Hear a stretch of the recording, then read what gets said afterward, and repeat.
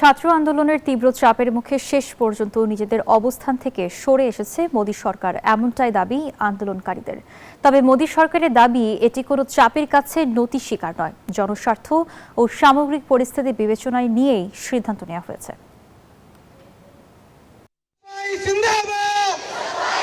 NEET পরীক্ষার প্রশ্ন ফাঁসের অভিযোগ ঘিরে শিক্ষার্থীদের ক্ষোভ দিন দিন তীব্র হতে থাকে।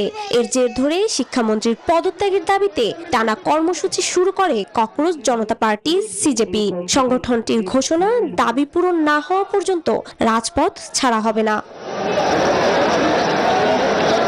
দীর্ঘদিনের আন্দোলন, বিক্ষোভ, মিছিল এবং বিভিন্ন শিক্ষা প্রতিষ্ঠানে প্রতিবাদের মধ্যেই সরকারের উপর চাপ বাড়তে থাকে।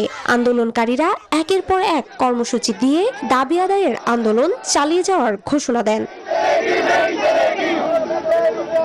আন্দোলন ঠেকাতে ব্যারিকেড, টিয়ার গ্যাস ও জলকামান ব্যবহার করে আইন শৃঙ্খলা বাহিনী। তাতেও পরিস্থিতি নিয়ন্ত্রণে না এলে ব্যবহার করা হয় প্যালেট গান। আন্দোলনের মধ্যেই শিক্ষা সচিব বিনীত যোশীকে অপসারণ করা হয়। এরপরও বিক্ষোভ অব্যাহত থাকায় আন্দোলনকারীদের সঙ্গে 2 দফা বৈঠক করে সরকার।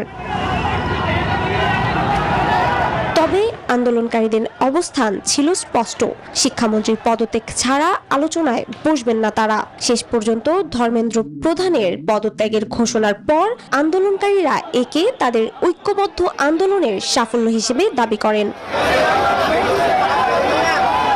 এদিকে বিরোধী দলগুলোর দাবি, সরকারের এই সিদ্ধান্ত প্রমাণ করে আন্দোলনের চাপ কার্যকর হয়েছে। তবে রাজনৈতিক বিশ্লেষকদের মতে বিষয়টি শুধু আন্দোলনের প্রভাবেই সীমাবদ্ধ নয়, এর সঙ্গে রাজনৈতিক পরিস্থিতি, জনমত এবং প্রশাসনিক বাস্তবতাও জড়িয়ে থাকতে পারে।